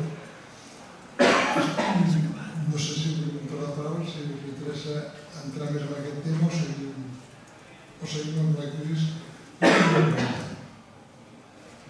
No hi ha una política clara, una política de transport clara, transport públic, ni tant a Catalunya, ni a Espanya, que sigui a l'AVE com a gran públic i que tot sigui per Madrid. A banda d'això, per Catalunya tenim tot per fer, aquest que diu. No hi ha política clara per fer-ho. O la Generalitat que diu que s'està posant les piles, no sé. Jo crec que hi ha una política clara equilibrada, que és AVE a les capitals de província, metro a Barcelona i el rest del país que es permeti. Aquesta és la política. És que no canviem això. Què costa? I el soterrament. Això sí que està clar. Què costa arreglar tota la xarxa de rodalies que ha quedat malmesa pels temporals? Tota la xarxa de rodalies, aquests 250 punts de precaució, hi ha 30 que són perillosos, i 220 que no són perillosos, però val la meitat del soterrament de Montcada. Això és de les prioritats. S'està invertint moltíssim, però què s'inverteix? 400 milions en portar el tren a l'aeroport, que ja el tenien, i a més arribar al metro. S'inverteix 125 milions a Sant Feliu. Per què vol a Sant Feliu un soterrament? És broma. Home, deixeu que faci una broma de tant en tant, perquè si no, aquest posat seriós que tinc. 500 milions a Montcada. Vosaltres penseu que un poble que té 35.000 habitants necessita 500 milions amb les coses importants que s'han de fer? Més, estació de Sagrera, aquesta sí que va perquè és una cosa estratègica, perquè l'altra està col·lapsada. L'altre, corredor mediterrani, sabeu en què s'estan gastant els diners del corredor mediterrani? Entre Sant Vicenç de Calders i Castellbisbal, han posat bàsicament un tercer carril perquè va ser interès de mercaderies. I amb això s'ha gastat el 60% dels diners a Catalunya als últims 5 anys. Per tant, és veritat que l'està invertint molt, però és veritat que no s'està invertint per solucionar el tema de rodalies. Miri, perdoni, però això d'invertir molt no ho sé, perquè jo no soc especialista, simplement llegeixo un diari, però, clar, els resultes de tot el que ha passat últimament, que ha sortit, que ha aflorat últimament, esclar, les inversions de fa 10 anys cap aquí, un any el 30%, l'altre el 40%, l'altre el 19%, l'altre el 70%, que també ho vaig veure. Total, en resum, el promig, el 50%. Què se n'han fet d'aquests altres dels diners que no s'han invertit? A on han anat a parar? Jo és que no sé si queden en una bossa, si no queden en una bossa, si s'inverteixen en altres llocs, etc. I tota la gent que viu, gràcies a tots dos, perquè vostè d'una manera teòrica ha fet un plantejament per tot Catalunya meravellós, però, esclar, si féssim una mica un cap baix del que pot costar tot això, ens esgarrifaríem ni que ho plantegéssim en 30 anys. I vostè és per posar-se a plorar, referent a tot el del Baix Llobregat, és per posar-se a plorar. Escolti, quan més lluny vivim del Passeig de Gràcia, pitjor ho tenim, perquè paguem una taxa metropolitana. Jo fa 54 anys que visc a Sant Feliu i pago una taxa metropolitana pel pàrquing que tinc i pel pis on visc. O sigui, no jo, tots, I en què es tradueix aquesta taxa metropolitana? Tenim uns serveis que n'hi ha per llogar-hi cadires. I ara sí, ara correm-hi tots. I què hem fet tots aquests anys? Que és que no tenim funcionaris que ho puguin controlar i que puguin fer els projectes. Escolti'm, això mateix dels autobusos. Escolti, hi ha piles de funcionaris que poden fer els estudis i que poden fer les coses en temps. I tenim partits polítics que haurien de mirar pel ciutadà i realment s'ha fet un càlcul del que s'ha deixat de produir i tots aquests retards. La gent, qui va amb els trens? El treballador. No va ni l'alcalde de Barcelona ni va l'altre. S'ha fet algun càlcul de veritat on anem a parar amb aquests serveis que ens presta l'Estat amb els impostos que paguem? Ara, molta propaganda, 4.600 milions més. Molt bé, però escolti, amb les xifres que hem barrejat i el que necessitem per sanitat i que... Miri, és per posar-se a plorar. I paro. M'ha agradat molt la seva intervenció i la seva planificació i vostè, doncs miri, per posar-se a plorar veritablement. Tant de bo que siguin una miqueta, no sé si, perquè clar, aquests 260 llocs que s'han d'arreglar. Aquest últim temps se n'han arreglat 10, però em sembla que n'han sortit 12 o 15 de nous. Escolti, és terrible, és terrible. I qui agafa els trens i qui es mou amb això? Doncs la persona de peu, el que va treballar i el que aixeca el país, perquè si no treballem no tindrem un país. Bé, aquí les misses no cauen del cel. I perdonin tota la meva resum. I la taxa metropolitana, veritablement. I la R1 ens anava molt bé perquè teníem un trenet més, sortien 2 a l'hora. En teníem 2 més que ens acostaven a Barcelona. Doncs ara ja fa molt de temps que els tenim, etcètera. I els autobusos, bé, la taxa. Gràcies, i perdonin. I més coses que els diria que m'ha apuntat i que no val la pena, perquè les sap tothom i les sabem i ens les sabem de memòria. Els últims 5 anys el sistema Renfe-Adif ha invertit molt. Ha invertit uns 600 milions d'euros a l'any, que és una xifra històrica. Històrica? Però que seria de l'any. La proposta que he fet jo és aquestes inversions que capgirarien el ferrocarril, no de l'àrea metropolitana, sinó de tot Catalunya, també de l'àrea metropolitana, suposarien una inversió d'uns 600 milions d'euros a l'any. Per tant, estaríem enrasat amb el que hem invertit últimament, però en comptes de dedicar-ho a inversions, entre cometes, equivocades, dedicar-ho a inversions. El que diu vostè és veritat que els economistes es fixen en això, que la taxa d'execució, el percentatge d'execució d'inversions és baix, però en general sempre ha sigut baix. I en funció del tipus de projectes, molts projectes el que fan és que el projecte no està madur, aquell crèdit decau i s'acumula per l'any següent. Per tant, jo que he treballat 40 anys a l'administració, el percentatge de l'obra executada sobre el pressupostada a mi és una dada que no em diu res, perquè ja sé que les partides canvien i tal. Em quedo amb la idea de quan s'ha invertit, no el pressupost, sinó comptablement. I s'han invertit 2.500 milions d'euros als últims 5 anys a DIF i 1.020, més o menys 1.200 a Renfe amb la compra de 500 trens, la part de Catalunya es feien 135, que no s'ho perdeu, es van adjudicar el 2022 i el 2026 comencen a arribar els primers. O sigui, tenim una indústria ferroviària que no és capaç de subministrar trens a menys de 4 o 5 anys. Això és un problema que passa igual a l'Atlàntic, passa arreu. Jo, durant 6 anys, vaig treballar a Sabadell, cap a l'any 2010, més o menys.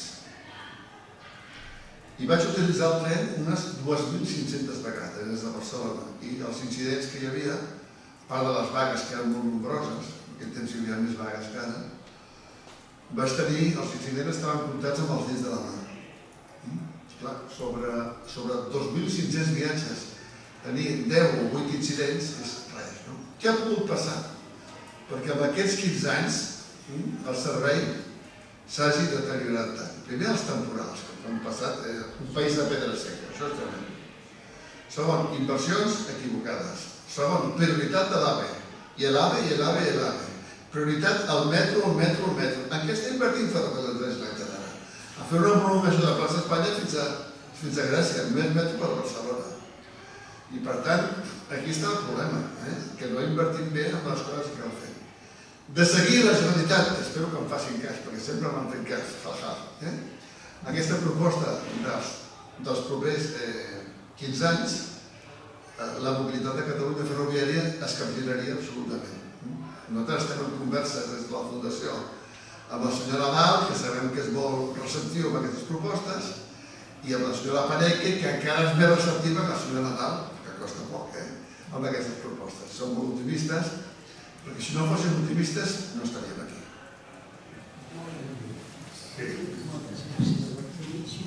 Sí, jo simplement voldria... Em sap greu que hagi donat una visió negativa, però simplement he relatat els fets. O sigui, em sap greu, però la realitat és molt dura. I hi ha gent que fa molts anys que estem predicant al desert. I per tant, és un problema que la planificació no es fa correctament. I llavors poden haver-hi molts funcionaris, però si es dediquen a fer altres objectius, no hi ha problema. A veure, un dels problemes que n'hi ha, i això ha de ser clar, és que cada alcalde diu que ha de dormir. Per tant, i això es nota molt amb el tema dels autobusos. O sigui, jo me'n recordo haver fet no diré persones ni ajuntament, però parlar d'un tema, agafar-lo i anar a reunir-se amb la Generalitat per parlar del seu problema en el seu municipi. I això té un problema molt greu, i és que no hi ha visió comarcal. I aquest és un problema greu. Jo ara estic batallant molt amb la gent del Consell Comarcal intentant que, a pesar que no és la seva competència el tema del transport, coordini i faci propostes racionals de la comarca, com aquesta que pot ser una altra, no té per què ser aquesta que estàvem parlant. I sobretot amb el tema d'autobusos siguem capaços també de replanificar i participar de forma activa amb el redisseny de les línies del Baix Llobregat, de tots els municipis, no d'un sol. Perquè si només anem a demanar que hi ha de lo mío, resulta que ens oblidem que hi ha de lo de tots. I per tant, les línies d'autobusos, igual, no s'han de dissenyar directament un autobús de Corbera a Barcelona. Igual s'ha de dissenyar un autobús des de Sant Esteve de Sesrovires passant per Corbera a Barcelona. Per posar un exemple. Podríem parlar d'altres, no? Igual passa, i ara és el moment, per el que us deia, del tema d'autobusos. I amb el tema ferroviari, evidentment, algú ha de vetllar perquè la xarxa ferroviària del Baix Llobregat sigui una realitat. Si ningú s'ho creu, si es dediquem, què és el que han fet molts alcaldes del Baix Llobregat? En el cas de la xarxa de Castelldefels, Viladecans, Gavà, Sant Boi, però també el d'Esplugues, com posava un exemple, si ens dediquem a boicotejar projectes realitzables i que es puguin realitzar, anem malament. Per tant, jo sap greu, però jo crec que tinc que denunciar de forma clara i explícita el que està passant. I el que està passant és que cada un defensa el que ell creu que ha de defensar i que li pot ser li donarà més vots, no ho sé. Però en definitiva és això. Si tant li agrada a l'alcalde, s'ho pagui ell. L'interès general per sobre de tot.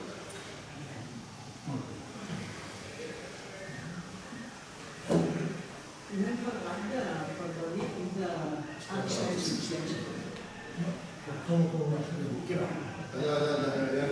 Dues paraules. El senyor de l'Anonac i el senyor de Greix.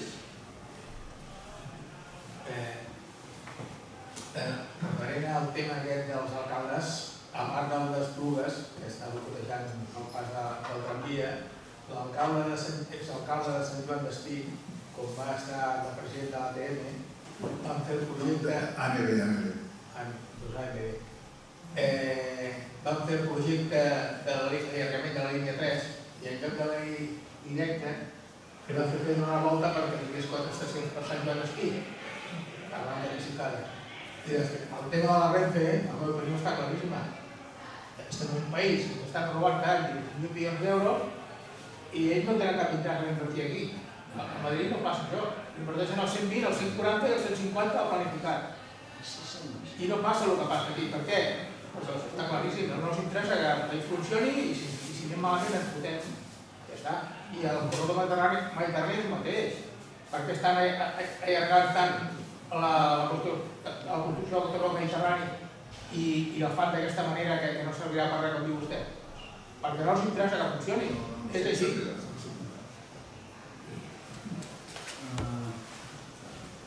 Sí, jo volia dir el mateix. No, gràcies per comentar-ho, perquè havíem parlat de moltes coses a nivell local, però aquí jo volia posar sobre la taula l'elefant que tothom està veient i que ningú parla, no? Vostès no n'han parlat. O sigui que, em repetiré una mica, però la gestió, i parlo sobretot d'Adif i Renfe, no s'està fent des d'aquí, s'està fent des de Madrid. I els diners, tot i que són nostres, no s'estan gestionant des d'aquí, s'estan gestionant des de Madrid. És veritat, i avui ho hem vist una vegada més, que els polítics nostres també es cobreixen de glòria per la part que poden decidir, però també hi ha una part que pot decidir des de Catalunya, però al final el gruix de la mobilitat que tenim avui dia, hi ha la part de Ferrocarrils de la Generalitat i la part de Metro Barcelona, però jo crec que aquesta bàsicament no s'ha tocat, diguem-ne, no sé si s'està fent grans coses, però poca cosa, almenys que ens afecti a nosaltres. Però, diguem-ne, el que no està funcionant avui, penso que, en fi, està molt bé parlar del futur, ho veig una mica volar de coloms, si em permeteu, però, en fi, està bé parlar del futur, però està clar que tots nosaltres estem afectats per el que no funciona avui. Per què no funciona? Doncs perquè no es decideix aquí. Penso que aquest és l'elefant a l'habitació. I ho ha plantejat, m'agradaria saber la vostra opinió sobre que tota la gestió que no s'està fent aquí de Renfe i Adif i tots els diners que no estan decidint-se des d'aquí sinó a Madrid, per exemple, els soterraments d'aquí, jo no diré el que opino sobre el soterrament de Sant Feliu, però la decisió va ser una decisió política de Madrid. És veritat que des d'aquí es va pressionar molt, però la decisió es va prendre a Madrid per raons polítiques. Què en penseu vosaltres? Vosaltres que esteu parlant del futur i esteu veient el futur, què penseu d'aquesta gestió de Renfe i Adif des de Madrid i els diners gestionats des de Madrid? Gràcies. Bueno, aquí venim l'any 2000, un president espanyol, de cuyo nombre no quiero acordarme, va decidir que la prioritat ferroviària d'Espanya era de connectar les capitals de província peninsulars, no les insulars per sort, al Madrid amb un temps de 4 hores i mitja, i aquesta va ser la política ferroviària, i el Joan Herrera deia el contrari i va treure un sol diputat. Per tant, hi havia un consens de la gent que s'havia de fer això. La cosa va començar a fallar, jo vaig perdre la feina a Sabadell, vaig deixar de ser puntual, vaig passar altres feines, i les rodalies cada cop funcionaven pitjor. Però funcionaven pitjor aquí també a Madrid i a l'estat d'Espanya no es podeu imaginar com malament que funciona. La veritat és que s'ha invertit, en relació al temps històric, s'ha invertit molt a Catalunya amb el ferrocarril convencional. Penseu que les inversions històriques d'Adif sempre eren 95% alta velocitat, 5% ferrocarril convencional, rodalies i regionals de l'Espai, hi ha molt per invertir. I ara s'està invertint 50-50, per tant, s'ha incrementat molt la inversió amb el ferrocarril convencional però l'endarreriment era tal i el temporal ha sigut tal que ha desmuntat la història, no? I ara tot això d'aquí està per arreglar. He dit abans que arreglar l'accés als Elies la meitat del soterrament de Montcada. I quan es va discutir amb Montcada, allà estava la Colau recusant l'alcalde de Montcada, l'alcaldessa, que per cert ha perdut les eleccions. Imagineu-vos l'important que és el soterrament per guanyar unes eleccions. Sembla que s'ha fet també pas el mateix. Doncs, no sé, em sona. No ho sé. I aquestes són les prioritats. I la Generalitat vinga a invertir en el metro i vinga a invertir a ferrocarrils i a les prolongacions. La prolongació des de plaça Espanya fins a Gràcia, passar per Francesc Macià. A la meva joventut hi ha un Calvo Sotelo, recordeu? Els que sigueu més grans. Veiem tranquil·lament, Calvo Sotelo. El meu pare em va prohibir que digués Avenida Generalíssimo. Jo era petit, llegia la guia. La hija és, nen, que es diu Diagonal. Vale. I la Gran Via era del Primo de Rivera, recordeu, no? Macante. Bueno, doncs això, no? Per tant, jo crec que les coses estan canviant, que ara està invertint, però cal invertir més, i el tema del dèficit fiscal és un altre debat que avui no toca fer. A veure, el tema de les inversions, jo crec que en aquests moments sembla, almenys per lo que jo sé, jo soc representant de la plataforma dels usuaris plataforma d'usuaris i usuàries del transport públic del Baix Llobregat i assisteixo quan puc.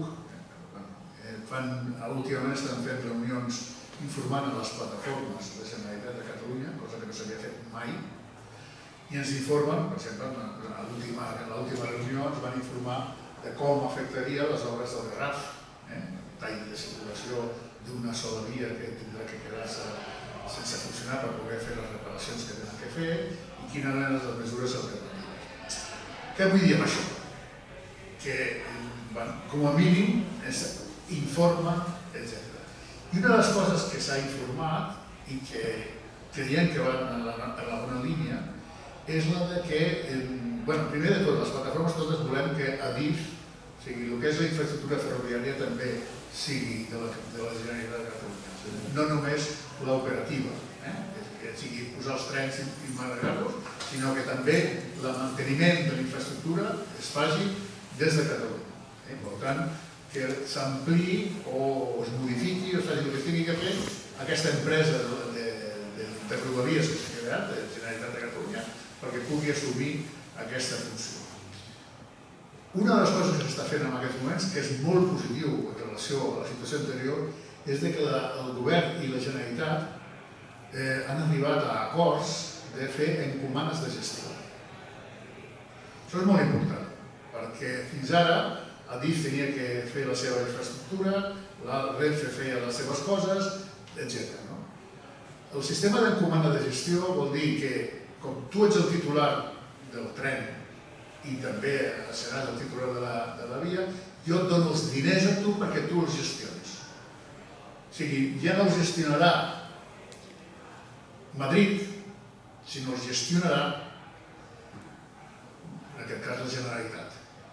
Això és un pas molt important perquè significa que el control està molt més proper i, per tant, això creiem molta gent que això pot millorar molt en el futur la situació de manteniment i de millora de la infraestructura, sempre i quan es faci amb aquest sistema, és a dir, que no sigui, calculem-lo, fem els projectes i qui s'encarrega d'executar les obres és la Generalitat de Catalunya amb els diners que els han donat a l'Estat, en aquest cas. És una solució, creiem que molt millor que la solució de que ja invertiran i ja veurem, etc. És una possibilitat de futur realista que creiem que pot funcionar molt millor que el bo. Jo us volia preguntar una cosa que suposo que esteu al corrent d'això, d'aquestes dues línies de trens cap a Lleida, la zona lleidatana, que se'ls ha quedat ferrocarrils de la Generalitat.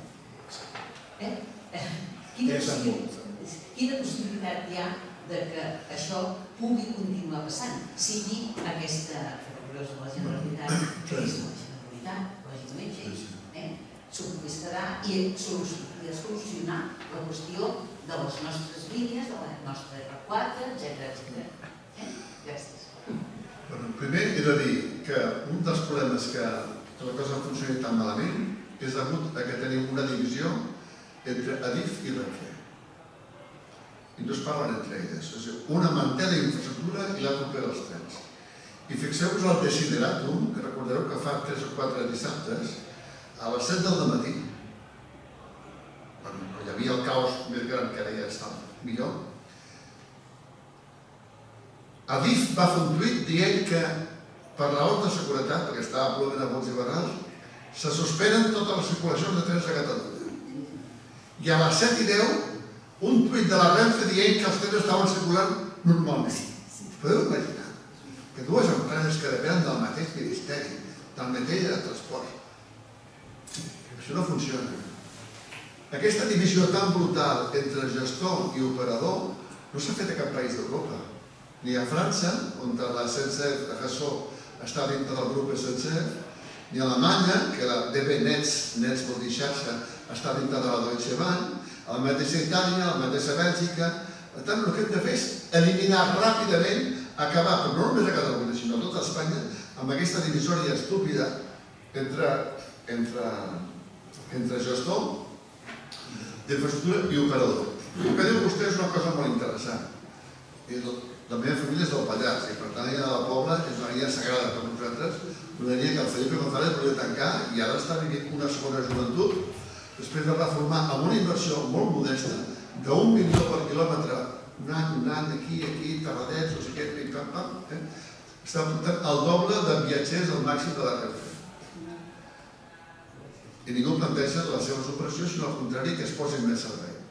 Ara la Generalitat ha agafat la línia de Lleida, Cervera, Manresa i una prolongació fins a Terrassa. Llavors, la idea d'aquesta societat intermèdia que s'ha creat, que és Rodalies de Catalunya, és que mica en mica la Generalitat vagi substituint la gestió de la Renfe.